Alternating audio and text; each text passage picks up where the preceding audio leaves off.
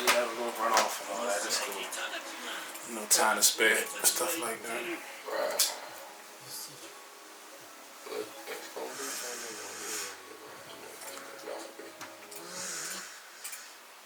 You got some music you want to play in the background, all that? We can do that too. Like, you want to like some of your songs playing faintly in the back, you know what I mean? Okay. You know what I mean? Or what would Airospace listen to? What obscure shit can you put everybody? You know what I could do? I could play the beat tape. Yeah, that too. That too. All this right here is just, you know, that's all stuff we can chop out in the beginning. Yeah, there it is. What are you calling the interview right now? Just Airospace interview. Okay. You can tag them, you know, and pin the comment, stuff like that. Shout out album drops to them, whatever, you know, all that info you want.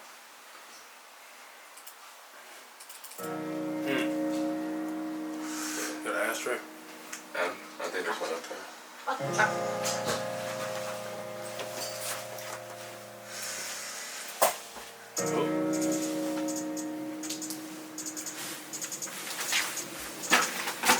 Yes, of course.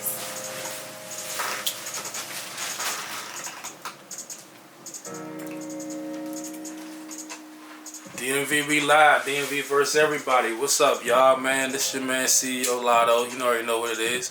And we here with D1, the only, the undisputable. Nobody like him. Airospace himself. What's up, bro? Yo, gang. What's up, brother? Ain't nothing, man. What's chilling, man? I see you got a whole bunch of photos on this jump. Before we even get started, I walked in, I'm like, man, let's Polaroid down. What you got going on? This is my life. Like, alright, so I love Polaroid photography. It's something that, like, growing up, I'd always been drawn to. But I never had access to, you know what I'm saying? Growing up on the south side, not really having bread like that. Over the past year, you know, music has been taking off a little bit, doing this thing, and, like, I was like, all right, cool, let's pick it up. And Polaroid started re-releasing newer versions of their old series of cameras. Polaroid Now, Polaroid Go, Polaroid One Step, over the past few years, and I just picked up, you know, a couple of them, and I started taking photos, and then I was like, oh yeah, this is really where it's at. Right. It's like, it's what I get to do instead of like music, which I both love, but once music becomes a business and a job, it's different. So it's like, I get to kind of escape back into my art with this. Right. So you sort of use the music and the photography as ways to just curate and create and sort of just like, you know, put your view of the world out there. You know what I mean? Yeah. I love that, man, because I ain't gonna lie, like, you know, I'm from that era when Polaroid was the shit. You know what I'm saying? So when I came in, this is reminding me of my childhood. I just couldn't wait to. You know, it's like, hey, what? Looking at every picture. So a lot of kids don't even understand that, but how it really was. Just like even just seeing all the photo books and everything, man, it's very nostalgic, bro. What's up with the you know niggas gonna bed, bro. What's up with the pillows? The Squishmallows? Squishmallows. Hey, listen, I'm gonna tell every nigga in the hood, because niggas be trying to be all hard and shit. You can't do that shit all the time. That shit is exhausting, bro. So get yourself a Squishmallow, one of these plush. You get a small, get a big one. It really helps with anxiety, you know, mental illness and shit. It's like, and they're comfortable with their pillows. You know what I'm saying? Just look dope to me. You hear me? Each one got their own face, own look. Got the lion. I don't know what that up. This one, this the is yellow squid. Yeah. I ain't want to get rid of the shark. I'm working on my own joint too. Working on your own one. Yeah. Woo. Okay. Hey, that's big business, man. Gotta get in that product business. Absolutely. Gotta get in that product business. That's tough though, man. Thanks, brother. But yeah, bro, tell the people a little bit about where you from. So I'm from Alabama Avenue, Fort DuPont Park. I went to school at DuPont Park, 7 Adventist. My parents were heavily into Christianity, so, you know, even with me, where I was born at, Washington and Venice, which is like right over the line in Tacoma. You know, shit, man, like, it was just crazy growing up, like, in the city, because after a while, Mom was just like, yeah, we can't be here, it's too much shit, so then we ended up in Atlanta, but then I still went to school in the South Side, you know what I'm saying, I still was there, so it was like, I spent 90% of my time over there, you know, it's like, school till shit like 7 o'clock because I'll be in aftercare at 8:30 sometimes, depending on if my stepmom couldn't get off work. If she couldn't, I was there till sometimes like 10 o'clock till I got picked up by somebody random, or like, you know, my stepmom would end up coming there and take me to Miss Rona's, which is like down the street by like, you know that corner of Pennsylvania Avenue where the church is at, where you're coming up and then it's like, there's like Cedar Hill, and then there's like another cemetery. Yeah. Oh, I know exactly what you're talking about. Yeah. She used to live in the apartments when you go down into a little, and it was between there and where DuPont ice skating rink is at. So it was, yeah, man. I don't know. It was real interesting growing up in the city, because after we had left and then we moved to Lanham, which wasn't really much different back then. It was, I don't know. I take the T16, T17, New Carrollton Station, take that down Potomac Avenue, take the M6 to school, and then I would just be in the city, just fuck around, go do shit. You know, I never went downtown really. You know, like most people from here, right? Yeah, it was. I was always just around that area, Massachusetts Avenue, because the school was split up into 3. It had the pre-kindergarten area, which I didn't go to. Then it had the elementary, middle school, and then you go down the hill on Massachusetts Avenue, and then it was like conjoined to a church. It was fucking crazy.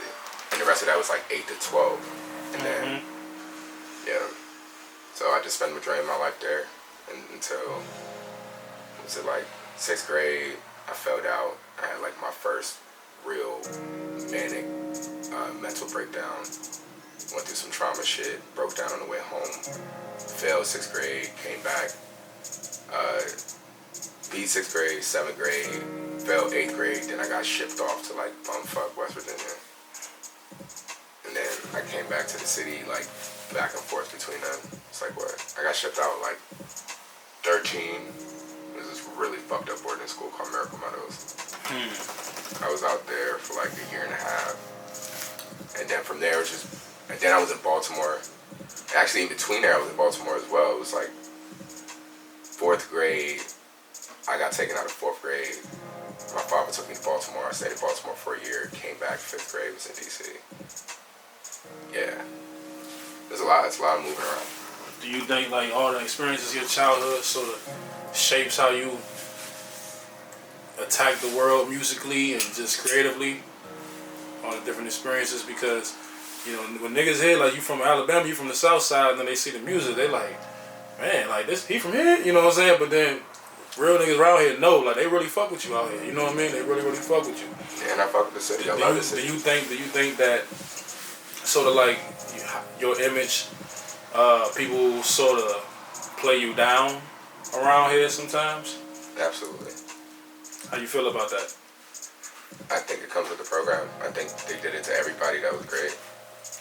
I think it just kind of comes with what you're doing. Like, people don't always like you. I've come to find that, and this isn't to downplay anybody that makes an immediate click, but a lot of times when you can immediately link something to something else, then that kind of takes away from its own authenticity. So it's like you not being able to figure out what it is, but you know that it's something that's familiar. It kind of gives you the room to be able to explore whether you like it or not. Right. You know? Absolutely, man. And there's a lot in outside of all that, there's like, people don't know, like, good Charlotte, you got, you know, all types of bands from this general area, and all types of hardcore bands, all types of punk bands. You know what I'm saying? And it's like, Rage Against the Machine, like, how can we say that and then take away from the reality of the fact that they got banned for being able to play in the city because of how hard they shit was? Like, it's just the hardcore, the punk shit, it's part of the blood of the city. DC was part of the creation of the style of music, along with, I think it was San Francisco, California. I think. Yeah, like, so, yeah, sure. I mean, not to downplay nobody, but niggas that be like, oh, you look woo, it's like, you might not know that much about the city now. Yeah. So it's not a monolithic place. At all. You know what I mean? One thing I tell people when I travel around and they meet people from DC, they be like, man, y'all sort of real stubborn. It's like, well, you sort of got to be strong-minded from around here. You know, people understand when you live close to the seat of government, it's kind of hard to, like, you know what I mean, like, get bullshitted and, you know what I mean? Yeah. Do you think Because to piggyback on what you was just saying about like them like shutting down shows, do you think with us being so close to the government, they sort of stifle like the entertainment industry around here? I got so much shit to say about that. I think Talk your shit. there's a money thing with entertainment, as we all know, right? If you look into South Korea and you look into some of their artists, they're being funded by their government. So even though the U.S. didn't necessarily take that stance, and even like not just there, you're learning in Canada, you know, in some places like they help artists do certain things, right. you know, even though, you know, the general public may think a little different about you, right. It's available, right? They turn the artists into ambassadors. Boom. So like you come here and it's like a little bit different. It's a dog-eat-dog world because everything here is on the basis of slavery and control and manipulation, and that's how you're able to get it. So music is the easiest way into the mind of the person because even outside of the lyrics, you got the vibrations of the music, which naturally is going to attach you to it. You have your heart, you know, if your heart is bumping at, you know, a certain BPM, and you have to listen to a song and you're walking and you notice that you're walking on beat with the song. Like some of those things are, most of those, if not all of those frequencies, things, right, purposeful. So now bringing that back into a little, they know how much money they can get from it, but at the same time, this is Washington, D.C. This isn't any other capital of anywhere else. In fact, this is the hub of security for not just the United States, but for a lot of things around the world. So you can't allow too much movement in an area that's so sensitive. You know what I'm saying? There's a potential security risk. You know, if I'm thinking from their perspective. right. But, you know, there's a little lenience that's been coming out. You know, you got Some in the Water came out, niggas popped off. You know, you had, what is it, Mochella. You know, that was cool, but like, this is a very tight city, and there's different things that I feel makes it difficult. Not just that though. There's a lot of racial biases, and I mean the reality is they don't really want niggas in the city, even though the city is us. So they're gonna find ways to make it so that they don't keep us here. That's my theory. You know, amongst many other different things that it possibly could be zoning, like, you know, people that purchase property and you can't do this here and this venue can't be here because this is in proximity of this residential area and all that other bullshit. But like, you know. Yeah, no, I think DC is a talent hotbed. I've met so many extremely talented people of all types, from dancers to singers to people don't know, dog. choreographers to just painters, graffiti artists. So you like just amazing people with amazing talents. Skateboarders, shout out JC. Skateboarders, right? Chefs. You know, like, you know what I'm saying? Like all types of people. And it's just like, man, like where is that? Where is that like investment in the civilian, in the talent of the civilians? Because one thing I think, but it's starting to be a little bit of a change, because I think how we just spoke about off camera, how like you're starting to see certain loosening up. You know what I mean? Some things like, oh hey, they're having go-go's back in the city now. No, there's an agenda for that. You know what I'm saying? Yeah, of course. That don't happen randomly. Of course, but do you think like, because I think we sort of been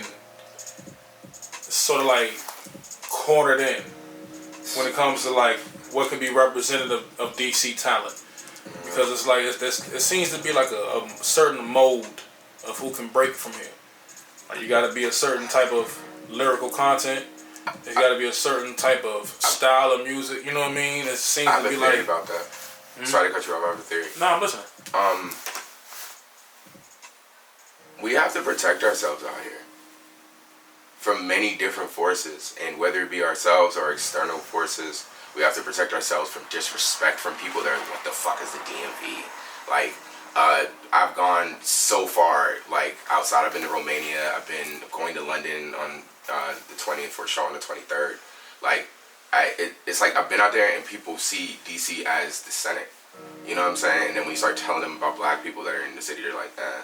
So that on top of the fact that people have now come here and try to shit on our culture. Like, I remember when the whole shit that popped off Mochella was happening, nigga, like, how you come here telling us that we can't be at the motherfucking T-Mobile spot?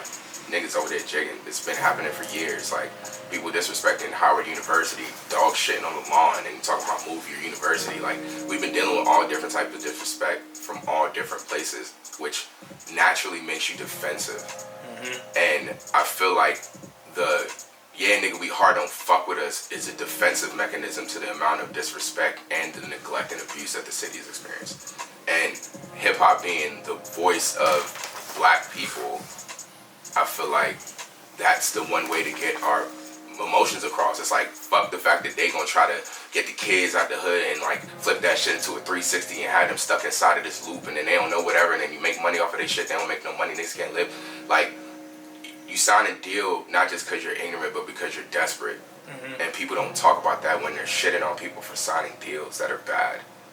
You're desperate, and when you come from a place that you're desperate, you'll do anything to help yourself and your family, so far as to put your life on the line while a lot of niggas is trapping. So when you come from a city that is trap city, every rapper talks about it. Jay-Z, Biggie, Pop, anybody will talk about this area. DC, Maryland, MF Doom talks about Maryland. It's like, you know what I'm saying? There's an understanding of what this city brings, and I feel like we hold on to that simply because of the fact that like we really, really like feel the need to, I don't know how to explain it. It's more so like not just a defense, but also like, yo, you can't fuck with us. Like, you talk about where New Balances come from. Niggas is like, oh, we don't even know New Balance is from there. What? Yo, where did these DMV flow from? Oh, we don't even know if it's from there. Like, you know what I'm saying? Right. It's like all types of shit, and it's like you're putting us in a defensive space. So how can you, like, if we take it outside of the fact that there's a multitude of people here, and you want to simplify it to the fact that we all, like, could potentially be feeling that emotion, it's like, if you put it in the sense of a relationship, you're essentially making me feel like I'm fucking nuts. Like, right. I have a reason to be angry. It's fucked up out here, even though there's a lot of positives. And I feel like through hip-hop, there's that expression. Through the punk, there's that expression. Rage Against the Machine. Rage Against the Machine, dog. That's the name of the band. Like, I can't stress it. Like, that's powerful. You know, there's power in a lot of these things. There's power in music, hence the reason why they try to control people through it. So, like, right. I feel like that has a lot to do with it, and I do feel though we'll be more powerful once we accept the fact that there are many different types of musicians and artists here, and then it's like, yeah, nigga, like we really on because we can actually unify, and then there's power in that. We're a small, like, city, 600,000 or so people, but out of that, there's a percentage of it that are artists, and those artists and the people that really care about that shit can really make that shit something much more powerful than we've seen in Atlanta, that we've seen LA, that we've seen. And again, I've been these places, I love these places, I love Chicago, never any disrespect, you know what I'm saying? But it's just like DC, just DMV, like, just deserves to be seen for the powerhouse it is. And even with that, I just mentioned like a couple, DMV and whatever. I didn't even get to talking about Virginia. It's just so much over here. You know what I'm saying? Yeah. It's just too much. But reeling back to specifically DC, I feel like that's the reason why we're like that. And, you know, the people that we put up top are powerful individuals, you know, so it doesn't take away from that. It's just that it doesn't always have to be a one. And I feel like we do that to ourselves. Like, there's a hall of fame, a corridor, a space, a cathedral, a synagogue, whatever you want to call it. Is a space that's dedicated to the multitudes of musicians that have been able to accomplish something. So there's no reason why in something we created, we should feel like there can only be one person to be good at it. Right. And I feel like once we get to a certain point as DC, as Maryland, Virginia, and we all kind of like go, all right, we may not necessarily agree with everything, but let's just kind of like unify a little bit. I was watching this anime called Yomushi Pedal, and there was an episode, the last one I watched, and it was talking about cooperating with people that you're on your opposing team. So Yomushi Pedal is about bicycling. It's like competitive biking, and there's a part where they're now going to like an uphill. They have to catch up to the rest of the team in order to be able to win and shit, and they're all very, very far behind. So the concept is essentially drafting, where you all go together in a line, and then it multiplies the amount of wind you're cutting through and the speed that you're able to pick up at pace. So it's like maybe 6 people per team, or maybe I think it's like that, like probably wrong, but like it's like 6 people, you know, and then you have like maybe 4 of them that were kind of behind, 8 of them that were behind, 4 for each team. They come together, and now you got like a line of 8 dudes that are going like 10, 15 times the speed they were if they were all going individually. It's like, all right, let's just work together to get to where we get to, and then we can come back to this conversation. Like, we have to look unified, to everybody else in order to be taken seriously. That's a fact. That's a fact. Come together and stampede. Yeah. It's that simple. That's the only way. Even if you look at it from metrics and you look at like, you know, the technicalities of the algorithm, it's like the more engagement you have, whatever. And the thing is, like now it's actually more easy to succeed and promote yourself and your brand than ever before. Yeah, with collaborative efforts. You know what I'm saying? People don't really understand. Like, there's a lot of things that can be had that our parents and grandparents did not have access to, that we have access to. But I do see a big change. Like, shout out DMV Hoods and News, Keys to the City. You know what I'm saying? I do, like, over the last, I would definitely say ever since the pandemic started in 2020, I have started to see a big change around here with people with their like creativity and their talents. They starting to take it much more seriously. Do you feel the same way about like the scene about town? Like, do you feel like people now even have more of an appetite for what people around here talk about now? There's conversations that I've been able to have with people that I wasn't able to have before, and I don't know whether or not that's just where I'm at or whatever it is. But I can partially say maybe that may be what it is, but on the other end, not to discredit anyone, I could say that it's not that, because DC is a very competitive place, and reality is, don't matter who the fuck you are, Cameron's got robbed here. You know what I'm saying? And you know, so it's just I felt like when I've spoken to these people, it's been more open to the idea of like, yo, we on the same wave, even though we're parallel to one another. Mm-hmm. You know, you got your Open Gems, your Only Vibes, you got Keys, you got Made. You know, there's a lot of people out here that are trying to push this, hey, we can really, really do something here. And I do see that more now than I've seen before. And I don't know if that's because there's been so many strings of like murders and sadness, and people are just tired. But I don't know. I don't know what the catalyst is, but I'm just happy it's happening, I guess. No bullshit though, because with those murders, and it's been definitely some heinous shit, dude. Unfortunately, man, you know what I'm saying? God bless their families and all that, but it's been some big murders around town, and I do definitely see a big appetite, at least, for what people are talking about and making music about around town lately. It's not how it used to be. It's not like, let's say like 5 years ago, 2017, 2018. People wasn't really trying to hear that shit. They wasn't really trying to hear what nobody around here was talking about, for real. But then once the pandemic started, I think that gave everybody that time to really look and take a close look at each other, who's around each other, and be like, you know what? I think we could all do this shit. I give an example. You know, I'll give you two rappers from here that people probably don't really think about from this general area. Black Indian is from DC. Odyssey is from Montgomery County. Substantial worked with Nujabes and is from Baltimore. It's right here. It's been here. Like the sound I'm doing, even though it's a revitalized version of something that once was, and it does have new elements to it, the general foundation is not new. And I don't know, man. I know there's a lot of shit out here. I wish people just paid a little bit more attention to. No, for sure. So, who around town? Who you fuck with around town, man? On this music, on this rap shit, or just musically in general, man? Creatively, like who around town you be looking at? Or might see what they post or see what they doing and be like, yeah, he or she, yeah, they got it. They doing their thing. Let's see. OT Don Bino, Let 'Em Know Lay, Uncle Tony, Free Game, Dude Gotti, Fat Boy, you know, shout out to homies. IDK, Surrey, I've worked with him before.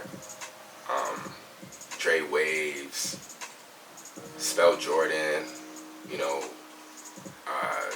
Don Von Go, like Pinky the Rapper, both Pinkies are dope. It's a lot. It's a lot of artists out here that fire. You know what I'm saying? Like, it's a lot of hardcore niggas out here. You know, Design Flaw, they're a dope ass band out here. It's a lot. Some good house bands out here. Some good EDM and shit. It's a lot. It's a lot of creative flow out here. A lot of really dope artists and photographers. You know, Forte Photography, really dope photographer. You know, it's a lot of good shit. You got any features with anybody around town? 90 Wise. 90 Wise? That's my favorite rapper. Oh yeah, from around here? He from Virginia, but he live in the area. And like, I say I'm the best rapper alive. I don't give a fuck. Niggas see me. But like, 90 Wise is the dude that'll give anybody a run for their money. Like, I don't care what he say. Like, and I'm not slicing him because he my man. It's like, I can show you the song that we did. I can show you some of that shit. But he murked it. Stupid. Stupid talented. Stop. Speaking of talented, fucking, there's Chris Dela Cruz, there's Slater, there's Leaquey. Dog, just like, there's some fire ass people out here. Sweezo.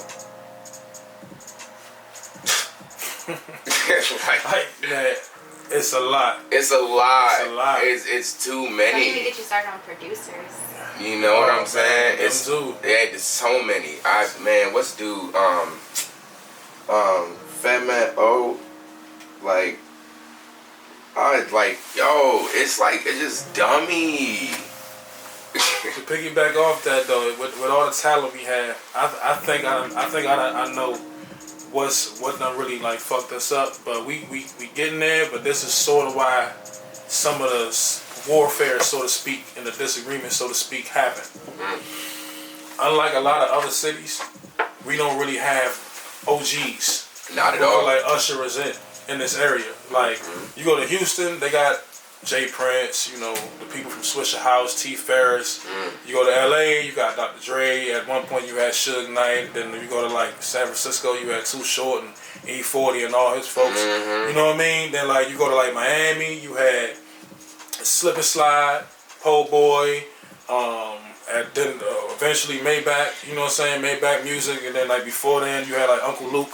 So like different cities had OGs who could usher the new people in. Then Atlanta, of course, you know, you had Jermaine Dupri, Babyface, you name it when it came to Atlanta. You know what I mean? So that's why they had so much. Even they didn't have to go far. And right, exactly. They didn't have to go far. But in this area, since we don't have no OGs, you think that's one of the main things that sort of like what caused so much disorganization around here, because everybody don't really got nobody who can just usher them in and be like, I'm gonna take you up to Universal. I'm gonna run you up to Warner Brothers. I'm gonna run you over to Sony. You know what I mean? Like, and it's kind of we crabs don't in really the got barrel those too. type of connections like that. And it's kind of crabs in the barrel too, and its mentality. I don't know. It could possibly be situations where people may have tried that were from here and it just didn't work out because niggas was getting fucked over with dumb shit. It was like, because I hear a lot of times people leaving, they be like, yo, fuck the city. It's like, I love the city, but fuck the city. Yeah. And I understand the sentiment. I really do. But it's like, you got to keep trying. I do think that is a part of it, you know, because, man, could you imagine if we had a Dr. Dre for the city? Oh, it would have been, the whole situation around here would be way different. A lot of things would be different, I believe. A lot of things would be different, I believe. You know what I mean? If we definitely had a budding entertainment industry, and that's me behind the scenes, more like on that side of the game. I'm from Miami, you know what I mean? That's where I was born and raised from. I'll tell you a little background about me. So this is why like I come from it. It was such a documentary, so to speak. You know what I mean? We can probably chop all this part out, whatever. No, this is you know what I'm saying? like, But I come from it like this. Coming from Miami, I seen what DC is missing. It's not the talent. It's the apparatus around the talent. The infrastructure around the talent. Like Miami had shit where like you can go right in the strip mall and you can just give these people 100, 200 CDs and just like they'll sell your CDs. You know what I mean? Like you got mom and pop record stores. You had damn near every strip club you can go in there and perform. Literally, you know what I mean? Then they had like different things that was like the infrastructure of like creative talent. Like, hey, you might walk in certain malls and they got a microphone in the middle of the mall. You know what I mean? That's crazy. You can just, you know what I mean? That's crazy. Just get your stuff off right there. And if people like how you sound, boom. You know what I mean? What the fuck? Really, you know what I mean? So they had different things that like lets the talent had to show its talent. The closest you know we have to that is Gallery Place. Right. You know what I'm saying? But like I said, it's the infrastructure around it. Like we don't really have that many outlets to where they could be like for instance,